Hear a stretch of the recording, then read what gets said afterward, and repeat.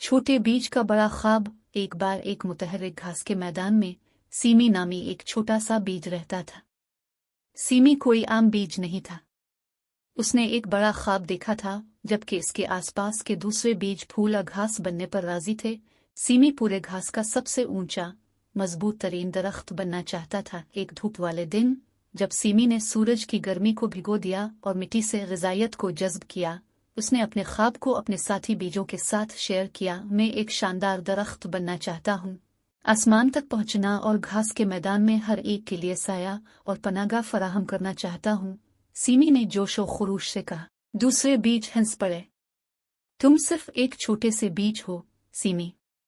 दरख्त बड़े और मजबूत होते हैं, तुम दरख्त नहीं बन सकते। लेकिन सीमी इनकी हंसी से बेखौफ अपने ख्वाब की ताकत पर यकीन रखता था। वो सूरज की रोशनी को जज्ब करता रहा, पानी पीता रहा और अपनी छोटी छोटी जड़ों को मिट्टी में गहराई तक फैलाता रहा। दिन हफ्तों में और हफ्ते महीनों में बदल गए। सीमी थोड़ा सा लंबा हुआ, इसके छोटे छोटे पत्ते नाजुक सब्ज परों की तरह फड़फड़ा रहे थे। ताहम दूसरे बीजों ने फिर भी इसके ख्वाब पर शक किया। एक अक्लमंद बूढ़े सूरजमुखी, जिसका नाम सोफिया था, ने सीमी के अज़्म को देखा। इसने कहा, सीमी, दूसरों के शकूक और शुबहात को अपने ख्वाबों को मद्धम मत होने दो। अगर तुम खुद पर यकीन रखो और मेहनत करो तो तुम कुछ भी हासिल कर सकते हो। सोफिया की बातों से हौसला पाकर सीमी ने हर रोज कुछ और बढ़ाया। वो हुआ कि झुमके में झूमता हुआ, हुआ की हिकमत को जज्ब करता हुआ और रात के वक्त सितारों तक पहुंचा। आहिस्ता आहिस्ता लेकिन मुस्तकिल तौर पर सीमी लंबा होता गया। इसके पत्ते एक मुतहर्रिक सब्ज छतरी बन गए। दूसरे बीजों ने अब सीमी के अज़्म को भांपते हुए इसे खुश करना शुरू कर दिया। जाओ सीमी, तुम ये कर सकते हो। मौसम बदलते रहे और सीमी का ख्वाब भी फूलता रहा।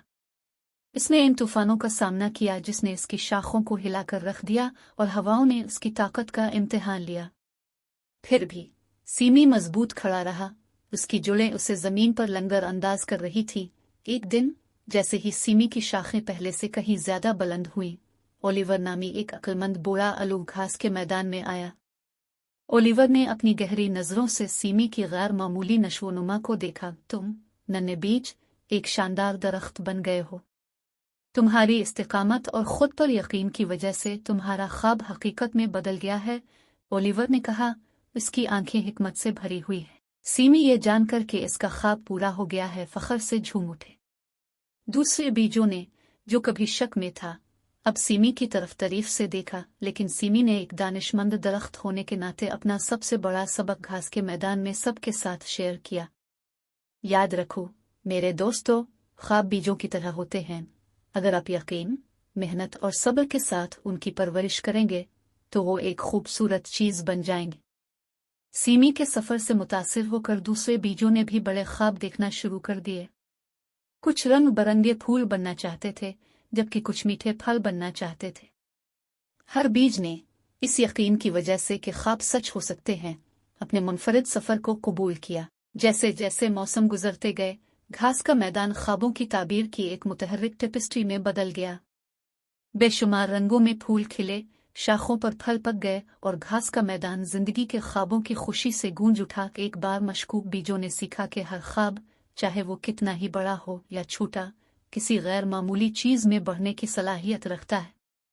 सीमी, जो अब एक अक्लमंद और बुलंद और बाला दरख्त है, सबके लिए साया और पनागा फराहम करता रहा। इसकी शाखें हिफाजती गिले की तरह फैली हुई थीं और यूं जिंदा दिल घास का मैदान।